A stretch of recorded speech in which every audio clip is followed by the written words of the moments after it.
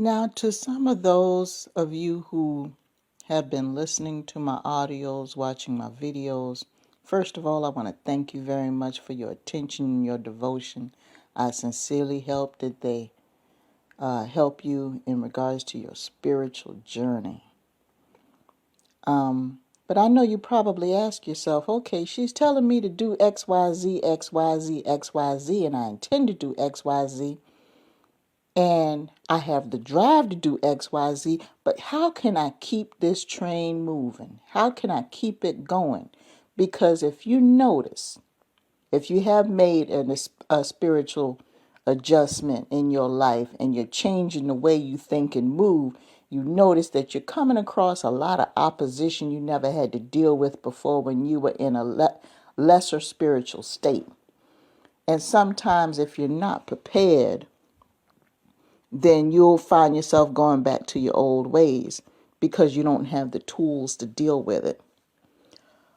First of all, think about the fact that we are the highest form of animal, which means that there are certain basic things that are required for us to live. And part of the reason why we have problems in a lot of our relationships, be it professional, romantic, family, whatever the case may be, is because we have the tendency to overcomplicate things. A lot of things in the relationships only require a simple answer, but we'll make it complicated because we don't want to accept the simple truth. So let's say that you are trying to level up. Let me give you an example. For instance, a lot of you might want to go back to school, be returning adults. You know, I have a lot of information on that. And, that's a big change. You might have families, you might be in a relationship or something like that, and everybody that's involved that you're responsible for, they're going to have to make adjustments. What you have to do is you have to sit back. First of all, it requires a lot of planning. It really does. Open communication is key. And if any of you know about trying to go back to school, in my case, I did it virtually for a little while to the point where I couldn't take any more classes in my discipline. And then I was required to attend in-person classes for, certain courses that were specific. And when you're at home, you have to designate a certain amount of time and space in order to give all of your attention to this thing.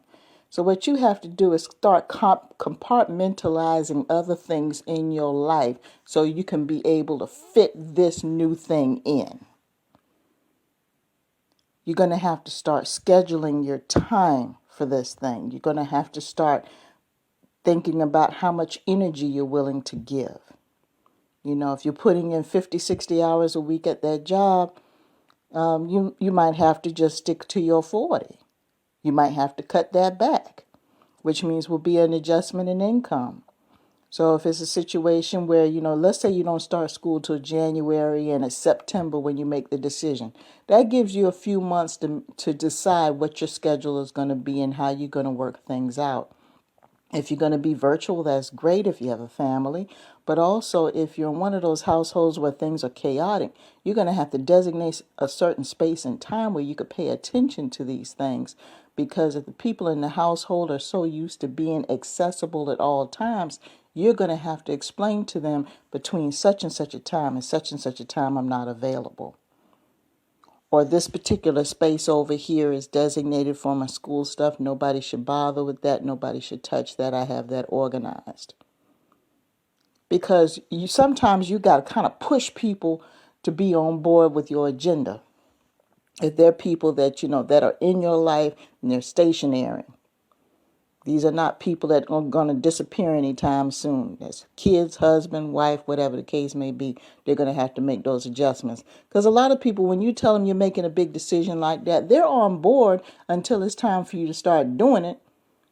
And then they start complaining about things that didn't make any sense. And this is where the conflict comes in. And I spoke previously in an audio. I gave a couple of scenarios about people who are trying to go back to school and all of a sudden they're partner in the relationship had issues with them spending time and money away from them. It's like, okay, you're thinking in your mind, well, I told you I was going back to school. What did you think? But they weren't thinking in that realm. They were just thinking about the results. They weren't thinking about the adjustments and the sacrifices that'll need to be made and the time that it's going to take. And a lot of people don't think about that. So what you have to do is you have to just provide yourself with as much information as possible. Let's say you want to change your diet. It could be a situation. This is something that's common in a lot of households, especially in the South. Let's say that you decide you're going to go vegan. But you were raised up in a household with nothing but country food and everything else, and you live in a household. Let's say you have an extended family, you have a big family, and everybody's eating collard greens and fried chicken and cornbread every single day. That doesn't fit in with your vegan lifestyle. So you're going to have to start fixing your own food or start eating out, that type of thing. And that actually can be a source of a lot of contention among your family members. I know it seems kind of small, but in the Southern culture, for those of you who don't know, a lot of people from the Deep South, food was not only food, food was also, a way to build relationships with people. It was just, people would socialize around food, that type of thing. So the food was a tool sometimes to kind of, bridge the gap between people who aren't familiar with each other. It was a communication tool. And, some people, it's a big deal in their family. So when you turn around and you tell them that you don't want to eat that stuff anymore, they take it to another level.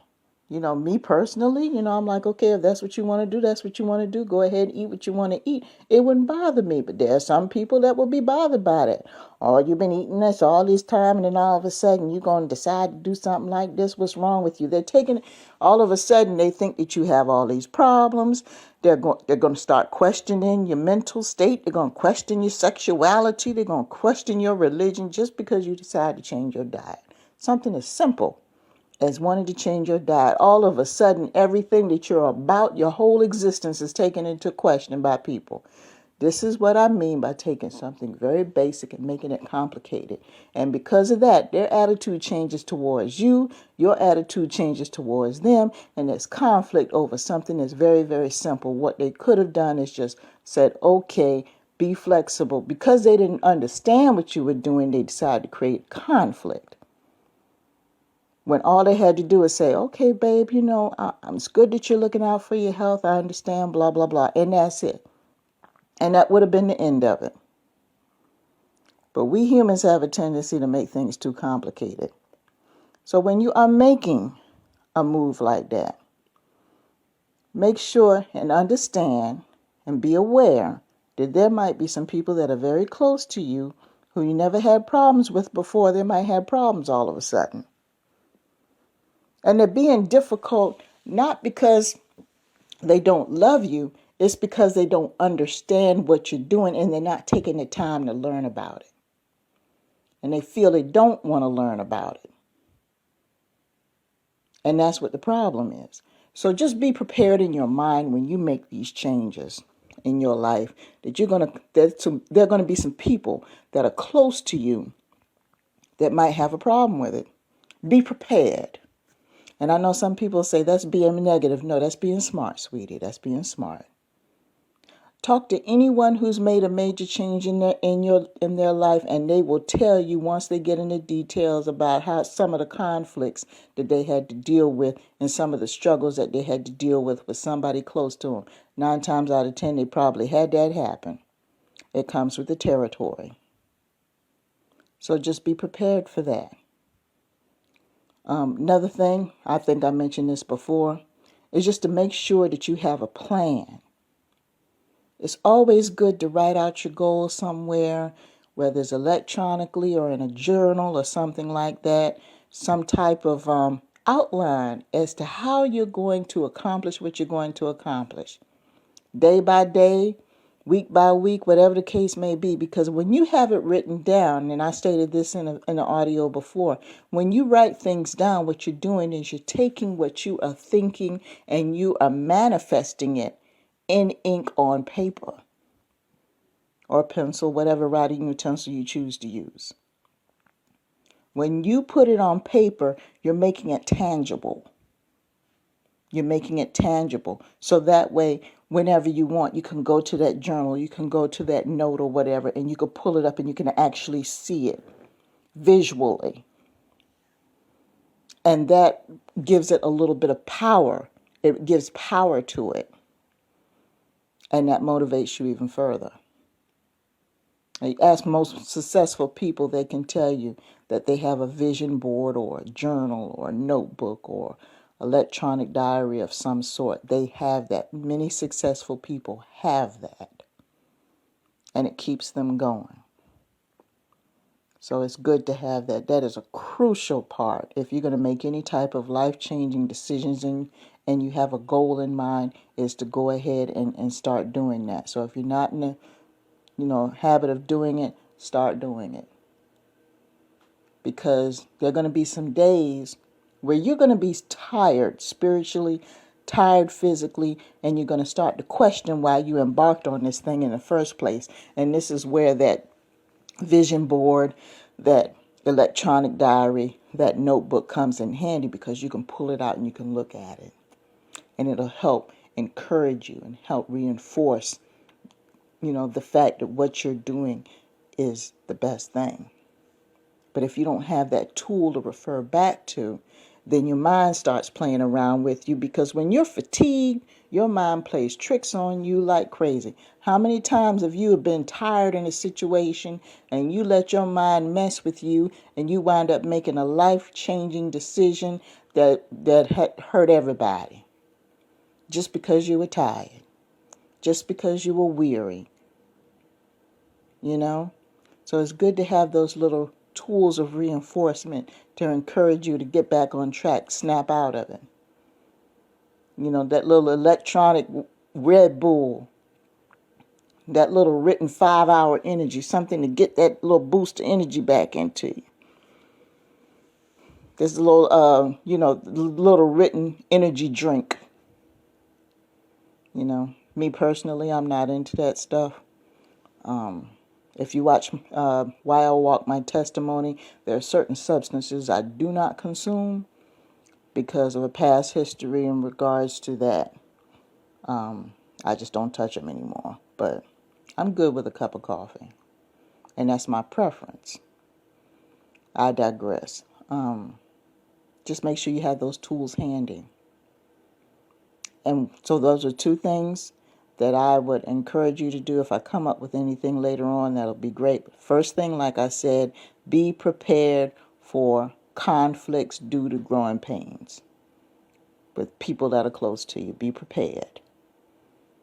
And the second thing is to make sure that you have everything written down somewhere so you can refer to it in times of weakness, in times of doubt, to encourage you to stay on the road. So whatever it is that you're going through, I wish you well with it. And just stay focused.